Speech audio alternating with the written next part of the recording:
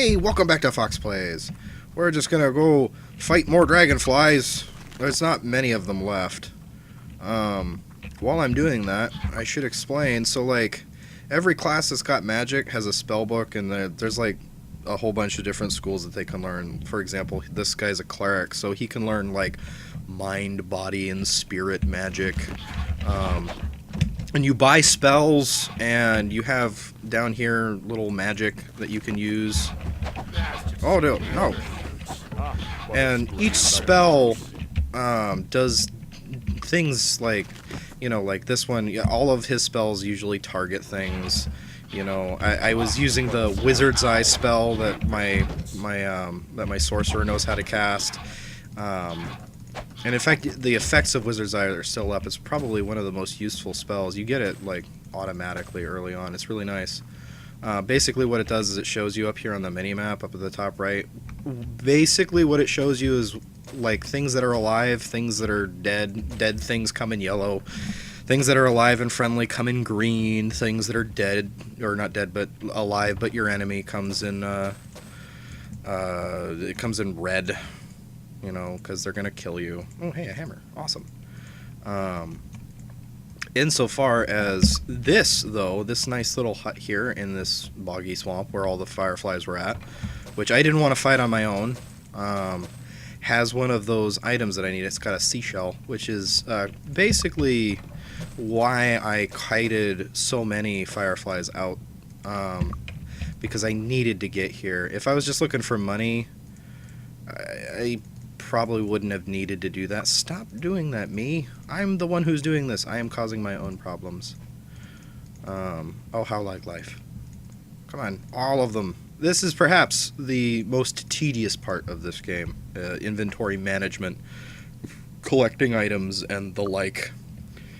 I do like the inventory management, though. It's a lot better than just like a list of things that you have.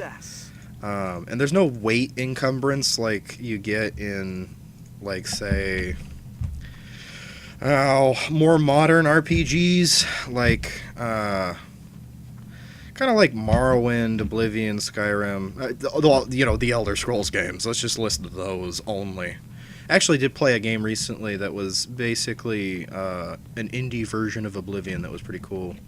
And it had weight and everything. So, like, if you're carrying one too many daggers, suddenly you can't move. Instead, you just have a physical, you know, a physical maximum that you can carry. Just the dimensions of your pockets,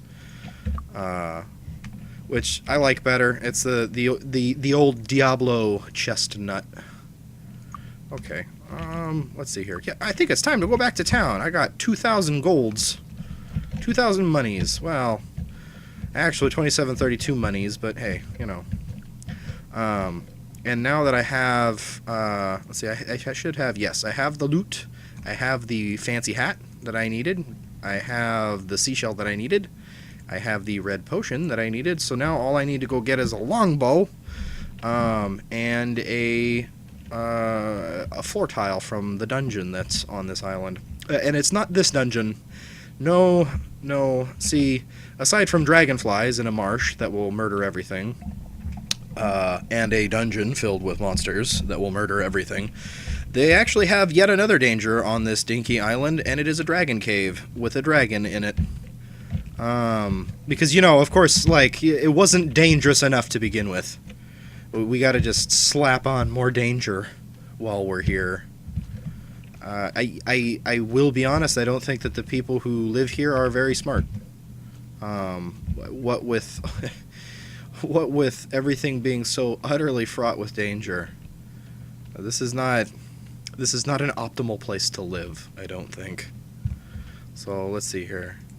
So additionally, so like I showed off the skills a little bit, but basically skills are what allow you to do things in the game. If you don't have the skill, you can't do it, and that's how classes are basically differentiated from each other. Basically, so like, you see on him, you've got 4 grades of the skill body magic. Normal, which is just normal expert, grandmaster, and grandmaster. And you have to actually upgrade into it and spend points, because you get skill points each level. And each skill point, like each investment into a skill costs a number of skill points equivalent to how many maximum skill points it's going to be at. So like, the simplest way to say that would be, oh, well, I've got 3 skill points in this skill. It's going to cost me 4 skill points to upgrade the skill to level 4. You know, that's how it works. And the difference between, like, first off, there's some skills that, you know, because he's a cleric, he'll never be able to learn. And then there's skills that he can only get up to a certain maximum in. So, like, merchant here, he can become a grandmaster eventually. That's what the yellow down there means. But with leather armor, he'll never be able to become a master. At best, he'll only become an expert of leather. And so, like, everybody has to... You have to make sure that everybody's got a wide variety of skills. So that, you know, basically, like, you know, you don't start off being able to know how to use a shield. Like, you gotta know how to use a shield. Shields are important, yo. So, you know, you gotta buy the skill points so that you can get it. And even if you don't go up to expert, you know, because each grade, each level, makes you better at using the skill. I mean, you would expect that. Let's see here. Oh, yeah, I need to go back to the weapons, dude. I need to sell everything. Yes. No, I don't need a new weapon. I need you to buy all of my old shitty ones. Thank you. You bought all of my old shitty ones. Come again. You actually need to do it again because I forgot about that. Yay! I should point this out. This is the thing that I like about this game the most. Let me buy another bow. So, like, you could see... So you got, like, the crude longsword and then the cutlass. You've got a shitty dagger and a shitty spear, but a better hammer. You know, like, you can see, oh, here's the halberd, and here's the poleaxe. The poleaxe is better than the halberd. So you can tell in this game basically how good an item is based on effectively how cool it looks. The whole game functions on this rule of cool scale. It's really super neato, actually.